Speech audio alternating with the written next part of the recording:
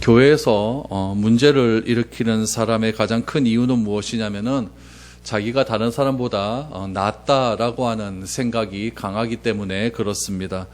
내가 다른 사람보다 우위에 있다라고 하는 생각하는 사람이 문제를 꼭 일으키게 됩니다. 고린도 교회에서도 이와 같은 문제가 일어났습니다. 교회에서 바울파, 아볼로파, 게바파, 그리스도파 이런 4개의 파당이 일어나게 된 것입니다. 바울은 이런 파당이 일어났다라고 하는 소식을 듣고 격분하고 굉장히 화를 냈습니다.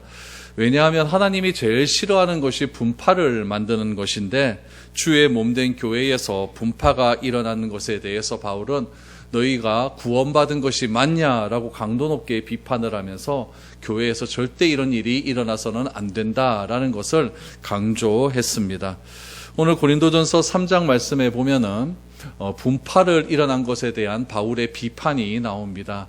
그 비판을 2가지 예를 들어서 비유의 말씀으로 그렇게 소개하고 있는데, 첫 번째 비유는 무엇이냐면은 정원을 가꾸는 것에 대한 비유이고, 2번째는 건물을 짓는 것에 대한 비유입니다. 이 2가지 비유를 통해서 바울이 이 분파에 대한 비판이 어떤 비판으로 나타나고 있는지를 우리가 한번 살펴보았으면 좋겠습니다. 그리고 바울이 이런 분파에 대해서 강도 높게 비판을 하면서 그럼 우리가 어떻게 해야 되는가를 우리가 한번 생각해 볼 수 있는 그런 시간들이 되었으면 좋겠습니다. 먼저 바울은 그 분파 만드는 사람을 어떻게 표현하고 있는지 한번 살펴보죠. 1절, 2절입니다. 형제들아, 내가 신령한 자들을 대함과 같이 너희에게 말할 수 없어서 육신에 속한 자 곧 그리스도 안에서 어린아이들을 대함과 같이 하노라. 내가 너희들을 전투로 먹이고 밥으로 아니하였노니 이는 너희가 감당하지 못하였음이거니와 지금도 못하리라. 여러분, 형제들아 바울이 지금 부르고 있죠. 형제들아. 바울은 교회의 구성원들을 지금 형제들아라고 이렇게 부르고 있는데, 그 형제들아라고 부르는 바울의 그 마음을 우리가 좀 이해를 해야 됩니다. 바울이 형제들아라고 부르는 이유는 무엇이냐면 교회는 한 가족이다라고 하는 그런 의미가 담겨져 있겠죠. 근데 이 가족으로 그렇게 잘 자라나야 될 교회가 지금 어떻게 되어 있느냐? 분파를 일으키고 있다. 그 분파를 일으키는 그런 교회를 어떻게 표현하고 있냐면 어린아이와 같다라고 이렇게 표현을 하고 있는 것이죠. 그래서 바울은 지금 교회의 구성원들을 어떻게 대하고 있냐면은 신령한 자처럼 대하는 것이 아니라 신령한 자처럼 대할 수가 없어서, 도무지 그들을 어른처럼 대할 수가 없어서 젖먹는 아이와 같이 지금 대하고 있다라고 바울은 이야기하고 있죠. 그러면 다시 말하면 교회에서 분파를 일으키고 문제 일으키고 교회에서 굉장히 혼란스럽게 하는 사람들은 신령한 자가 아니라 어린아이와 같은 자다라고 바울은 분명하게 지금 선을 긋고 있는 것입니다. 지금 바울이 말하고 있는 어린아이다라고 하는 것은 그냥 육체적인 어린아이가 아니라 다 성인들 아닙니까? 성인들인데 지금 신령한 영에 속하지 못하고 거듭나지 못하여서 세상에서 말하는 가치를 그대로 교회로 가지고 온 그런 사람들을 가리켜서 바울은 어린아이다라고 말을 하고 있는 것이죠. 그런 사람들에게는 제대로 그냥 말까지도 조심해야 된다는 겁니다. 그래서 어린아이와 같은 사람들은 지금 젖으로 먹인다라고 말하지 않습니까? 우리 아이들, 우리 젖 먹일 때 보면 뭐 이유식 같은 거 먹이잖아요. 이유는 뭐냐면은 소화기관이 약하니까 잘못 먹였다가 아이가 막 다 토하고 제대로 영양습분이 안 될 것 같으니까 소화되기 쉬운 음식을 먹이지 않습니까? 그런데 제가 지금 이유식 먹는다고 생각해 보십시오. 이건 기가 막힌 거예요. 그래서 바울이 지금 교회 성도들을 향하여서 책망을 하고 교회 성도들을 향하여서 설교를 하고 편지를 보낼 때도 어른을 대하듯이 보내는 것이 아니라 어린아이를 대하듯이 그렇게 어르고 달래고 있다라는 것을 기억을 해야 됩니다. 성경에서 말하는 어린아이는 2가지 의미가 있어요. 첫 번째 어린아이 같은 경우는 순전하다라는 뜻이 있어요. 그래서 어린아이가 굉장히 순수하고 순전하고 아주 깨끗하고 그런 의미가 있는 반면에 또 하나 어린아이가 나오는 표현은 무엇이냐면은 성숙하지 못한 사람을 가리켜서 어린아이다라고 말을 합니다. 그럼 오늘 바울이 젖먹는 아이라고 표현한 것은 여러분 순전한 의미보다는 부정적인 의미가 강하겠죠. 성숙하지 못한 그런 사람을 가리켜서 지금 젖먹는 아이다라고 이렇게 이야기를 하고 있습니다. 이 어린아이와 같은 이런 표현들을 우리 히브리서 보면 좀 더 자세하게 표현하고 있는데, 우리 히브리서 5장 12절 이하를 한번 보시기 바랍니다. 때가 오래되었으므로 너희가 마땅히 선생이 되었을 터인데 너희가 다시 하나님의 말씀의 초보에 대하여 누구에게서 가르침을 받아야 할 처지이니 단단한 음식은 못 먹고 젖이나 먹어야 할 자가 되었도다. 이는 젖을 먹는 자마다 어린아이니 의의 말씀을 경험하지 못한 자요 단단한 음식은 장성한 자의 것이니 그들은 지각을 사용함으로 연단을 받아 선악을 분별하는 자들이니라 라고 말합니다. 여러분 12절 처음 보니까 때가 오래되었음에 너희가 마땅히 선생이 되어야 된다라고 말을 합니다. 선생님의 역할이 뭐죠? 가르치는 것 아닙니까? 그러니까 신앙생활을 오래 했으면 누구 하나 좀 가르칠 줄 알아야 된다라는 이야기죠. 아직까지도 신앙생활을 10년, 20년, 30년 했음에도 불구하고 성경 모르고 이러면 곤란하다는 이야기입니다. 뭘 하나 더 알긴 알아야 된다라는 이야기죠. 그래서 아직도 말씀의 초보에 머물러 있거나 그 말씀을 배우는 상태에 있으면 안 된다라고 하는 의미가 담겨져 있죠. 이거는 성장하지 않았다라는 것을 의미하고 있습니다. 오늘 히브리서 말씀해 보니까 14절에 보니까 단단한 음식은 장성한 자의 것이다 라고 말을 하고 13절에 보니까 젖을 먹는 자는 어린아이다 라고 말을 하고 있습니다. 그러므로 신앙생활을 함에 있어서 말씀을 가르치는 단계까지는 올라가야 된다는 이야기예요. 여러분 선생님들은 공부 열심히 하지 않습니까? 그렇죠? 누군가를 가르친다는 것은 공부를 열심히 해야 돼요. 열심히 하고 또 연수도 다니면서 그렇게 공부를 해야만 또 사람들을 가르칠 수 있을 것 아니겠습니까? 그래서 바울도 우리가 장성한 분량에 이르는 방법을 무엇이라고 이야기하냐면은 선생님이 되어야 된다. 잘 공부를 해야 된다라고 말을 하고 있는 거죠. 우리가 뭐 사회 일도 하고 여러 가지 또 사회생활 하면서 우리가 성경 말씀을 다 하는 데는 좀 무리가 있습니다. 무리가 있지만은 우리가 하나 기억을 해야 될 것은 무엇이냐면은 올 한 해 이제 벌써 반이 지나가지고 있지 않습니까? 반이 지나가면서 우리가 결단을 좀 하나 해야 돼요. 그건 뭐냐면은 내가 이거 성경을 다 읽지는 못하더라도 올 요거 연말 끝날 때까지 뭐 마태복음을 하나 읽든지 요한복음을 하나 읽든지 그거를 내가 계속 읽어보겠다는 거죠. 계속 읽어보아서 누구에 비하든지 내가 요 복음서 한 것만큼은 마태복음 하나만큼은 누가복음 하나만큼은 내가 좀 잘해야겠다. 이런 좀 마음의 결단이 하나 있어야 됩니다. 우리나라 초대 목사님 중에 초기의 목사님 7명의 목사님이 있었는데 그 중에 길선주 목사님이라고 있었거든요. 그분은 요한계시록을 12,000번 읽었대요. 12,000번을 읽었답니다. 그러니까 막 요한계시록 가면 그분은 막 12,000번을 읽어놓으니까 그분의 저서들을 보면 다 종말론 이런 것들이 굉장히 많아요. 왜 그때 그런 종말론 그런 것들을 많이 썼을까요? 시대가 어려우니까 그런 것 아니겠습니까? 못 먹고 못 먹고 또 생활하는 것도 힘들고 또 시대적 상황에도 열강에 막 휩싸여서 러시아, 영국, 프랑스 이런 나라들이 우리나라 잡아먹으려고 난리를 피던 그런 때 아니겠습니까? 그 열국 속에 강대국 속에서 우리나라가 딱 끼얹기가 있으니까 사람들이 얼마나 살기가 힘들겠습니까?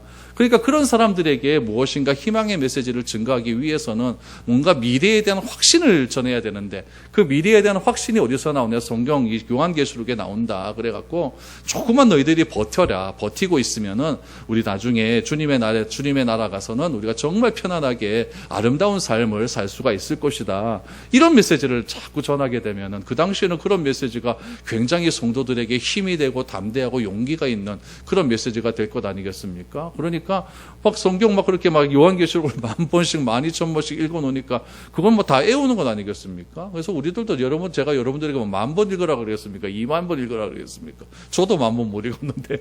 그러니까 여러분들도 요건 이제 그 연말 될까지는 좀 뭐 요한복음 그건 좀 어려우니까 마가복음 우리 한번 설교도 한번 들었었잖아요. 그거 뭐 16장밖에 안 되니까 그거 여러분 마음만 먹으면요 일주일에 2번 정도는 읽을 수 있습니다.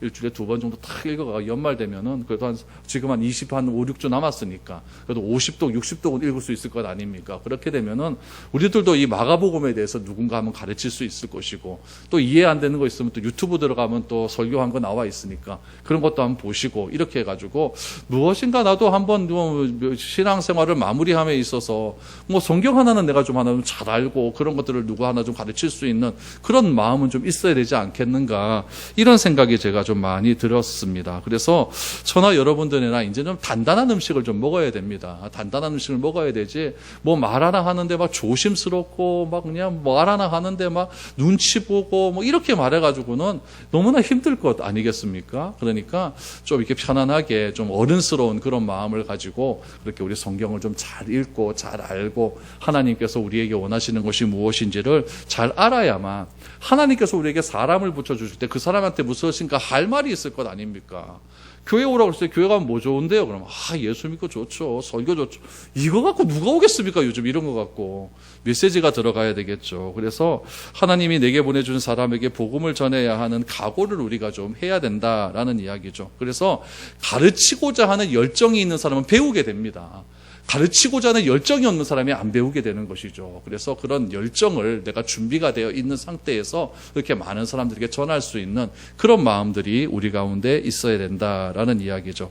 그래서 오늘 본문 말씀 속에서도 형제들아 너희에게 말할 수 없어서 너희는 다 육신에 속하지 않았느냐, 신령한 자에 속해야 된다. 신령한 자에 속했다는 게 무슨 말이겠습니까? 말씀대로 내가 말씀을 알고 그 말씀대로 살려고 애를 쓰는 사람들이 신령한 자들 아니겠습니까? 그런데 말씀을 모르니까 내 마음 대로 사는 것 아니겠습니까? 그런 사람들을 어린아이와 같다, 젖먹는 자다, 내가 다 이겨줬어, 그렇게 떠먹여줘야 된다, 이렇게 말을 하고 있다는 이야기죠. 그래서 바울은 그런 어린아이와 신령한 자를 구분해 말을 하면서 3절 말씀 보십시오. 너희는 아직도 육신에 속한 자로다. 너희 가운데 시기와 분쟁이 있으니 어찌 육신에 속하여 사람을 따라 행함이 아니리요 라고 말을 합니다. 여기는 아직도 육신에 속한 자로다. 누가 육신에 속한 자이겠습니까? 욕망대로 살아가는 사람들이겠죠. 누가 욕망대로 살아갈까요? 아이들이 그렇지 않습니까? 아이들 뭐 공적인 장소에서 과음 지르고 뭐 난리지기 않습니까? 왜 그럴까요? 자기 육신대로 살아가니까 참거짓을 분가를 못하니까 막 식당에서도 막 뛰어놀고 막 그렇지 않습니까? 모르니까 그러는 거예요. 모르니까. 우리도 똑같습니다. 교회에 들어왔는데 뭘 모르면, 하나님이 누군지 모르면 내 마음대로 하는 겁니다. 내 마음대로 하고 내 마음대로 따라서 행하고 내 생각대로 안 되면 삐지고 막 나가고 싸우고 뭐 이런 일들이 교회에서 자꾸 반복되는 이유가 무엇이겠습니까? 육신대로 행하려고 하는 그런 마음들이 여전히 많기 때문에 그렇다는 이야기죠. 그래서 그런 육신대로 행하고자 하는 그런 마음들을 가진 사람들이 교회에 많아버리면은 어떤 일들이 일어나느냐? 시기와 분쟁이 자꾸 일어나게 되는 거예요. 그래서 바울은 갈라디아서 말씀해 보면은 시기와 분쟁이 일어나는 이유가 뭐냐? 그거는 성령 충만하지 않아서다라고 분명하게 이야기하고 있습니다. 우리 갈라디아서 5장 16절 17절 보시죠. 내가 이르노니 너희는 성령을 따라 행하라. 그리하면 육체의 욕심을 이루지 아니하리라. 육체의 소욕은 성령을 거스리고 성령은 육체를 거스르나니 이 둘이 서로 대적함으로 너희가 원하는 것을 하지 못하게 하려 함이니라. 이거 중요한 게 나와요. 너희가 원하는 것을 하지 못하게 한다라고 말을 합니다. 그러니까 내 마음 가운데 육체의 소욕이 많아지면은 성령이 하고자 하는 것을 못하게 한다는 이야기예요. 반대로 내 마음속에 성령이 충만해버리면은 육신이 하고자 하는 것을 하지 못하게 한다는 이야기죠. 육신이 하고자 하는 것이 무엇입니까? 바로 시기와 분쟁이라는 이야기예요. 그래서 바울은 육체의 욕심을 따라가면 시기와 분쟁이 있지만 성령에 속한 자로 살아가면 육체가 원하는 시기와 분쟁을 하지 못하게 된다라고 그렇게 단호하게 이야기하고 있는 것이죠. 그러므로 우리가 성령 충만해야 된다라고 하는 이유가 어디에 있겠습니까? 시기와 육체로 살아가는 것이 아니라, 육체의 소욕대로 살아가는 것이 아니라 성령에 속한 자, 영에 속한 사람, 그렇게 살아가기 위해서는 내가 늘 언제나 성령에 충만한 그런 삶을 살아가야 된다라고 이야기를 하고 있죠. 그래서 바울은 먼저 이 동파를 나뉘어서 그런 사람들을 먼저 판단하기 전에 그런 사람들의 성격이 무엇인지를 먼저 규정하고 있는 것이죠. 패를 나누는 사람은 어떤 사람이다? 어린아이와 같은 사람이다. 어린아이와 같은 사람은 어떤 사람이다? 하나님의 말씀을 모르고 육체에 속한 자로 그렇게 살아가는 사람이다 라는 것을 분명히 이야기하고 난 다음에 지금 그 파에 대해서, 어떻게 해결해야 할 것인지를 말을 하고 있습니다. 이제 4절 7절 말씀 한번 보시죠. 어떤 일은 말하되 나는 바울에게라 하고 다른 이는 나는 아볼로에게라 하니 너희가 육의 사람이 아니리요 그런즉 아볼로는 무엇이며 바울은 무엇이냐. 그들은 주께서 각각 주신 대로 너희로 하여금 믿게 한 사역자들이니라. 나는 심었고 아볼로는 물 주었을 때 오직 하나님께서 자라나게 하셨나니 그런즉 심는 이나 물 주는 이는 아무것도 아니로되 오직 자라게 하시는 이는 하나님뿐이니라 라고 말합니다. 분파에 대해서 이야기할 때 먼저 정원 가꾸는 그런 것에 대한 비유를 4절부터 7절까지 말을 하고 있습니다. 고린도 교회 안에 4개의 당파가 있었다라는 것을 분명하게 이야기하죠. 바울파, 아볼로파, 게바파, 심지어는 예수님파, 그리스도파까지 있었다라고 말을 하고 있는 것이죠. 여러분, 교회의 분당과 파당이 있는데 그 분당과 파당에 핵심적인 인물이 있다는 이야기예요. 바울파, 아볼로파 이렇게 핵심적인 인물이 있다는 거죠. 우리나라에도 이게 정치적인 상황들을 이렇게 보면은 상교동계, 상도동계, 동교동계 이런 거 있지 않습니까? 그렇죠? 상도동계는 김영삼 대통령 쪽이고 동교동계는 김대중 대통령 쪽 이런 쪽이 있지 않습니까? 특정한 인물이 있는 거예요. 파들은요. 여기 본문에도 보니까 파라고 하는 특별한 인물들이 있는 것이죠. 그런데 이 특별한 인물들이 어떤 사람들이냐를 먼저 이야기하고 있는 거죠. 그 사람들을 뭐라고 이야기하냐면은 사역자들이다라고 이야기합니다. 사역자. 이 사역자의 원래 원어적인 의미는 무엇이냐면 집사입니다. 집사가 뭐냐면 교회를 의롭게 하는 사람들이거든요. 교회를 의롭게 하고 교회를 풍성하게 하는 사람들이에요. 그래서 이 집사가 처음으로 시작된 것이 사도행전에 보면은 구제 문제로 굉장히 다툼이 일어나지 않았습니까? 그 다툼이 일어났을 때에 이 베드로가 어떻게 했냐면 그럼 이거 도저히 다툼 때문에 안 되겠다. 그래서 우리 사도들은 기도하고 말씀 보는데 전심할 테니까 구제하는 일은 집사들이 해라라고 하면서 7집사가 최초로 나오지 않았습니까? 그래서 바울이고 게바고 아볼로고 모두 다 뭐다? 사역자들이다. 집사다. 교회를 풍성하게 하는 사람이라고 먼저 규정을 짓습니다. 그렇다면은 이 사역자들이 하는 일이 무엇이냐라고 말을 하죠. 그것을 어떻게 표현하고 있냐면 정원 가꾸는 사람들과 같다라고 말을 합니다. 여러분 요즘 이렇게 잔디밭 잘 가꾼 데 보면 얼마나 멋있습니까? 그렇죠? 보셨어요? 예. 네. 맞죠, 그렇죠? 보면은 와 저는 그 잔디밭 그 잔디를 쫙 보면요. 와, 하나 생각이 나는 게 있어요. 와, 저거 가꾸려고 하면 사람들 얼마나 힘들었겠노. 그렇죠? 야구장 같은 데 보면, 축구장 같은 데 가보면 잔디 얼마나 잘 깔려 있습니까? 와, 저거 가꾸려고 하면 사람 죽었다. 이런 생각이 들더라고요. 마찬가지로 바울도 교회를 뭘로 비유하고 있느냐? 정원에 비유하고 있는데, 정원에 비유를 하면서 어떤 사람은 물 주는 사람이 있다는 거예요. 어떤 사람은 잡초 뽑는 사람이 있다는 거예요. 어떤 사람은 그거 다듬는 사람이 있다는 이야기죠. 그 사람들은 그 일만 하면 된다는 이야기, 그런 일만 하면 된다는 이야기죠.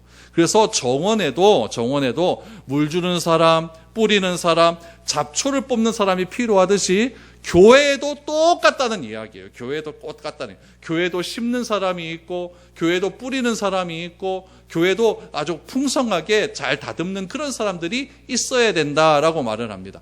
그렇게 말을 하면서 그거 뿌리고 다듬고 심는 거는 우리가 해야 될 일이지만 사역자, 집사들이 해야 되는 일이지만 그것들을 잘하게 하시는 분은 누구다? 하나님이다라는 것을 분명하게 강조하고 있는 것이죠. 바울은 우리가 누구에게 속한 이유는 그러니까 바울에게 속했고 아볼로에게 속했고 게바에게 속했고 그리스도에게 속했고 이렇게 당파를 만드는 이유는 우리가 육의 사람이기 때문이다라는 것을 분명히 이야기합니다. 교회에 나와서 우리 예수를 믿는 사람을 뭐라고 이야기하면 성도라고 이야기합니다. 성도 거룩할 성자에다 무리 도자입니다. 영어로 하면 세인트라고 이야기를 해요. 네, 세인트. 그래서 우리 카톨릭에도 보면은 아주 순교한 사람 그런 사람 앞에다가는 영어 대문자로 ST 이렇게 딱 이게 뭐 성이라는 거룩하다는 이야기예요. 그래서 카톨릭에는 무슨 순교를 하거나 무슨 거룩한 업적을 맺어야만 성자를 딱 붙여줍니다. 그냥 일반 사람들은 평신도라 그래요. 그러니까 사제하고 평신도 딱 계급을 나누어 놓은 거죠. 근데 우리 개신교는 그렇지 않습니다. 개신교는 예수를 그리스도라고 믿는 모든 사람은 다 앞에 ST가 딱 붙습니다. 그게 뭐냐면 성도라는 이야기예요. 저도 성도고 여러분도 성도죠. 그래서 우리 직분 같은 거 다 빼면 어느 성도님 이렇게 부르지 않습니까? 가톨릭에서는 그렇게 안 하거든요. 이건 뭐냐면은 우리 모두가 거룩하게 되었다는 이야기예요. 거룩하게 되었다는 것은 사람에게 속해서 온 것이 아니라 하나님께 속했다라고 하는 그런 의미가 담겨져 있거든요. 세상에는 여러분 힘 있는 사람, 빽 있는 사람 거기에 줄대려고 얼마나 노력을 합니까? 승진하고 돈 벌기 위해서 출세하기 위해서 사람에게 그렇게 줄을 서지 않습니까?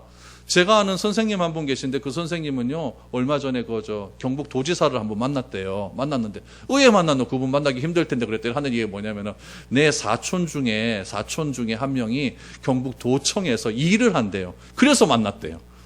그러니까 그분 하나 만나려고 사업 때문에 그분 하나 만나려고 경북 도청에서 뭐 하나 딸라고 그분 하나 만나려고 자기 친척까지 찾아가서 그 친척 밥사비게 주고 그래갖고 그 줄래갖고 만난다는 거죠. 만나도 여러분 얼마나 만난다고 그랬더니 10분? 사람 만나기가 그렇게 어려워요. 다 줄대서 만나는 것 아닙니까? 근데 교회까지 나와갖고 그렇게 해야 되겠느냐 이 얘기죠. 교회까지 나와가지고. 그건 아니라는 이야기죠. 교회에서 우리가 해야 될 일은 무엇이냐? 뿌리든지 물 주든지 이거 해야 된다는 이야기예요. 뿌리든지 물 주든지. 뿌리고 물 주면 누가 자라게 하신다? 하나님이 자라게 하신다. 그러니까 교회에서 믿음을 자라게 하시는 분은 누구다? 하나님이지 목사가 아니란 얘기예요. 자꾸 저기 부담 주지 마십시오. 제가 잘하는 건 아닙니다. 제가 할 일은 무엇이냐? 뿌리고 물 주는 겁니다. 그러니까 여러분들은 뿌리고 물 받아가지고 여러분 혼자 하지 마시고 햇빛 잡고 보십시오. 하나님 잡고 보시고. 제가 여러분 믿음을 어떻게 자라나게 할 수가 있겠습니까? 하나님이 자라게 하시는 거죠.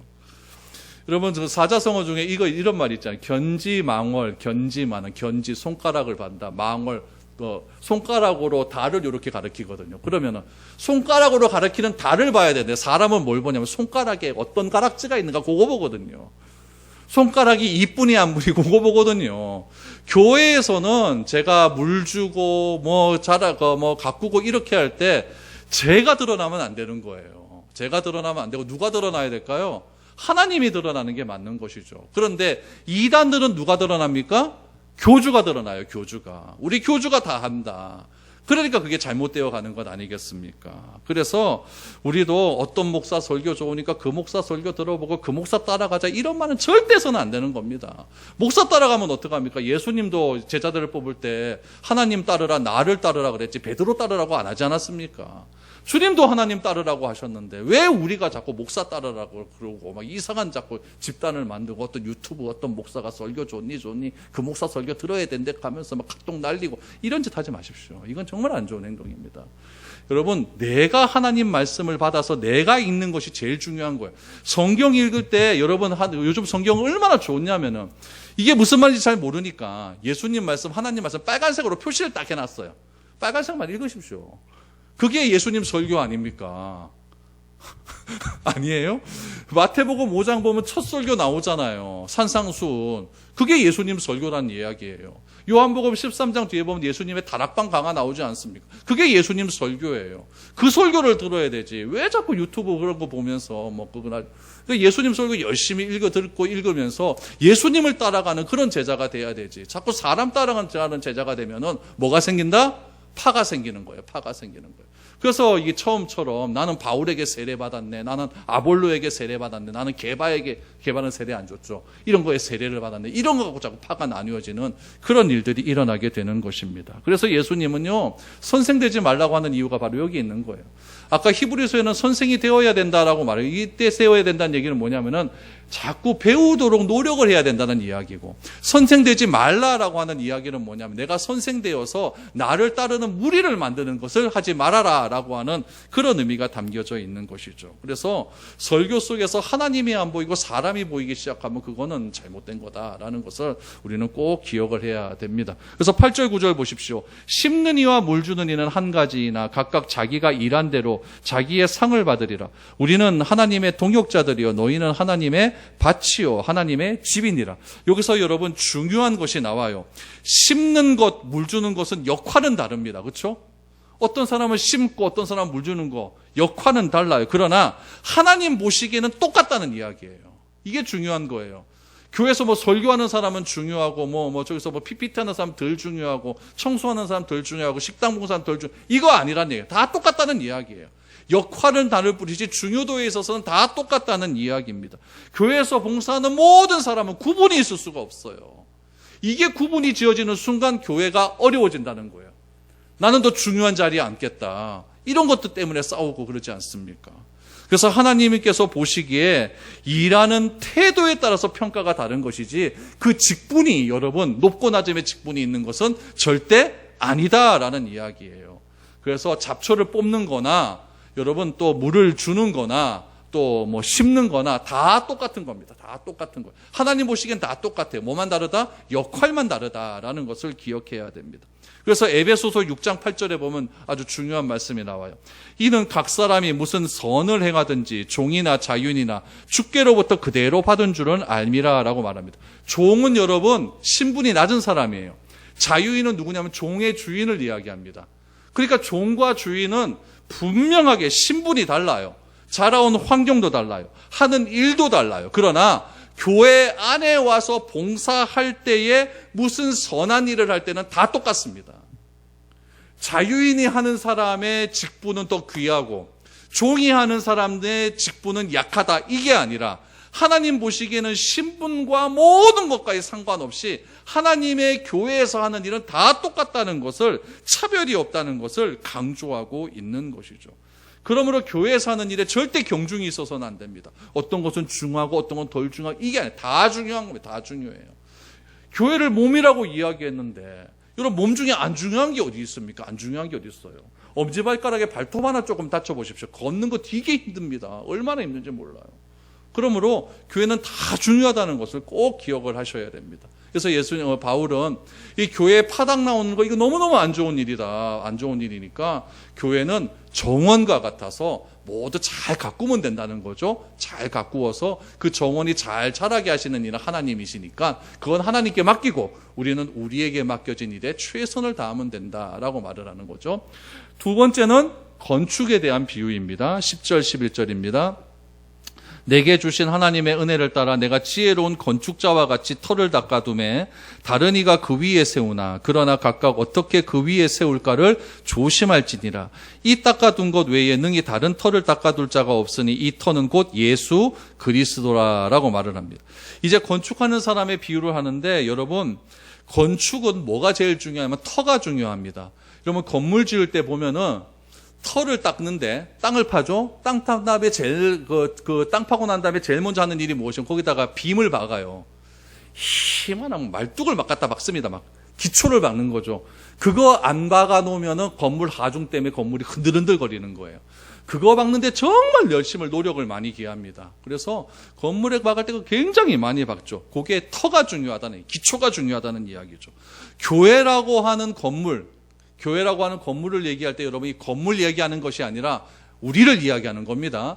우리 신앙의 건물을 세울 때도 똑같다는 이야기죠. 제일 먼저 중요한 것이 무엇이냐? 뭐 기도하는 법부터 먼저 배우고 뭐 찬양하는 법 먼저 배우고 그런 것부터 배우는 것이 아니라 기초 닦는 게 중요하다는 이야기예요. 그 기초가 무엇일까요? 예수는 그리스도라고는 확신 위에 내 신앙이 곧게 서야 된다는 이야기예요. 여러분 교회 조금 있다가 다 나가버리는 이유가 뭐냐면 그 기초가 없기 때문에 그래요. 예수는 그리스도라고 하는 그 기초가 없어버리니까 다 흔들려버리고 조그만 어려움이 있으면 다 무너지고 마는 것이죠. 건축의 하중을 잘하기 위해서 빔을 받고 난 다음에 그 다음에 뭐 하죠? 기둥 세우죠. H빔 세우지 않습니까? 세우고 그 다음에 뭐 전기 공사하고 그 다음에 시멘트 바르고 그 다음에 뭐 인테리어 하고 다 그렇게 하지 않습니까? 교회도 시작할 때 제일 처음에 하는 것이 무엇이다? 기초를 잘 해야 된다. 그 기초를 세운 다음에 이제 무엇인가 건물이 올라가는데 그 올라가는 것을 재료를 좋아야 된다라고 이야기합니다. 그 재료가 12절 이하에 나옵니다.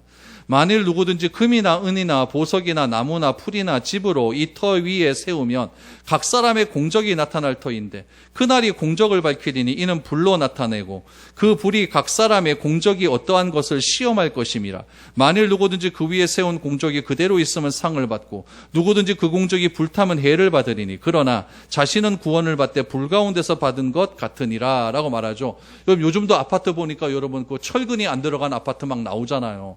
저 유튜브 보니까 중국 아파트 희한하대요. 아파트 가갖고 벽에 갖고 이게 손으로 쭉 하니까 손 파여요. 두부 아파트 막 이렇게 하니까 파여요. 그러니까 뭐 세미트도 안 넣고 희한하게 넣은 거죠. 희한하게 넣은 거죠.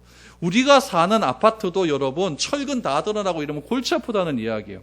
우리의 신앙의 건물을 짓는데 재료가 중요하다는 이야기죠. 그 당시에 제일 좋은 재료가 뭐였느냐 12절에 보니까 금, 은, 보석 이런 건 좋은 거예요. 근데 안 좋은 것이 있대요. 그건 뭐냐면 나무나 풀, 집 이런 건 안 좋다는 거예요. 금은 보석 이건 여러분 뭐 화려하게 지어라 이런 얘기가 아니라 든든하게 지으라는 이야기죠. 그래서 불이라고 하는 개념이 나오지 않습니까?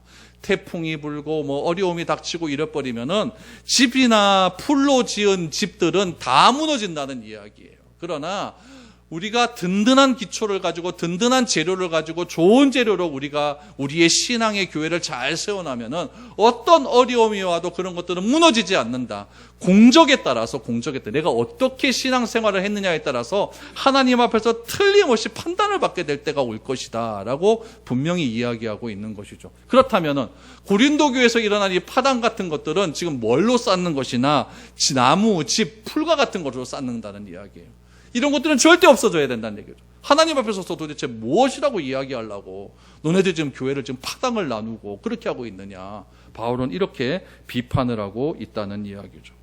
그러면은 그 당시로 돌아가서 금과 은과 같은 것들은 어떤 걸까요? 예수는 그리스도다라고 하는 분명한 믿음일 것이고 또 나무나 풀이나 집 같은 것들은 무엇일까요? 그 당시에 헬라 시대니까 헬라 시대에 굉장히 유명했던 철학이나 초등학문이나 뭐 이런 것들이겠죠. 이런 것들을 가지고 교회를 세우려고 하면은 이거는 굉장히 좋지 않은 일이다라는 것을 이야기를 하고 있습니다. 예수님도 이 말씀을 그대로 하셨죠. 우리 마태복음 7장 한번 보시죠. 24절 이하를 보십시오. 그러므로 누구든지 이 나의 이 말을 듣고 행하는 자는 나의 집을 반석 위에 지은 지혜로운 사람 같으니 비가 내리고 창수가 나고 바람이 불어 그 집에 부딪히되 무너지지 아니하나니 이는 주추를 반석 위에 놓인 까닭이요 나의 이 말을 듣고 행하지 아니하는 자는 그 집을 모래 위에 지은 어리석은 사람 같으니 비가 내리고 창수가 나고 바람이 불어 그 집에 부딪힘에 무너져 그 무너짐이 심하니라. 여러분 우리 유럽이나 이런 어떤 고대 유적지 같은 데 가보면은 건물은 하나도 없어요. 뭐만 남아요? 터만 있어요. 건축물은 다 사라집니다. 그러나 반석이라고 하는 기초는 절대 사라지지 않습니다. 수천 년에 의해서 이 기독교의 신앙이 오늘의 우리에게까지 이어진 이유는 무엇이냐? 반석이라고 하는 예수 그리스도 기초가 무너지지 않았기 때문에 그랬어요. 우리의 선조는 그 반석이라는 예수 그리스도 그 기초를 무너뜨리지 않기 위해서 자기의 목숨까지도 버렸습니다. 일본 기독교 역사에 보면 어떤 기독교는 십자가 사건이 있어요.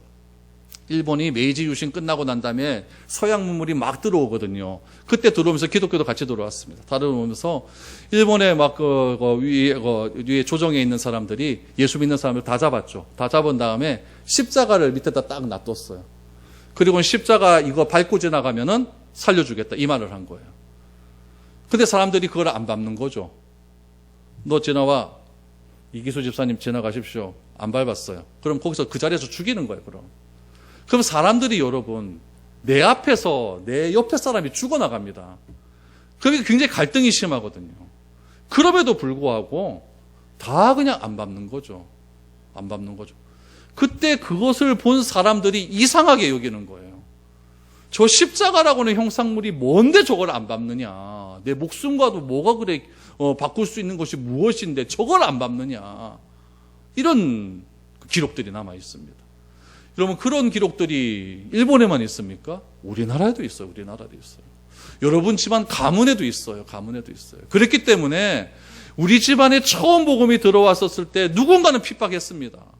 우리 할머니, 증조 할머니가 우리 고조 할아버지가 맨 처음에 예배 드린다고 했었을 때 우리 가문에서 누군가 핍박을 했는데 그 핍박을 끝까지 견디고 나는 예수가 그리스도라고 하는 그런 터위를 남겨놓았기 때문에 오늘 내가 예수를 믿게 되는 것 아닙니까? 내가 그 신앙을 포기해보면 내 다음 세대는 안 믿게 되는 거예요. 그러므로 오늘 우리의 신앙이 중요하다는 거죠. 우리의 기초가 중요하다는 이야기예요. 바울은 그 점을 지금 굉장히 강조를 하고 있는 것이죠. 그래서 15절 말씀을 보시면은 누구든지 그 공적이 불타면 해를 받으리니 그러나 자신은 구원을 받되 불 가운데서 받은 것 같으니라 라고 말을 하고 있습니다.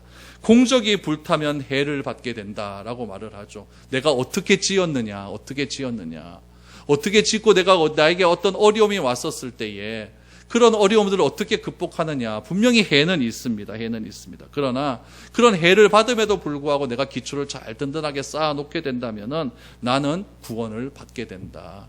불 가운데서 구원을 받는 것과 같다라고 이렇게 이야기를 하고 있는 거죠. 여러분 기초를 든든하게 하시기 바랍니다. 든든하게 해서 어떤 어려움과 시련이 온다 할지라도 그 기초가 잃어버리지 않고 파당을 나르고 당파 싸움을 하고 그런 것들이 아니라 우리는 예수 안의 형제다라는 사실을 꼭 기억하시고 여러분 단단한 것을 자유롭게 먹을 수 있는 그런 우리 신앙의 성숙한 어른들이 될 수 있기를 주님의 이름으로 축복드립니다. 우리 찬양하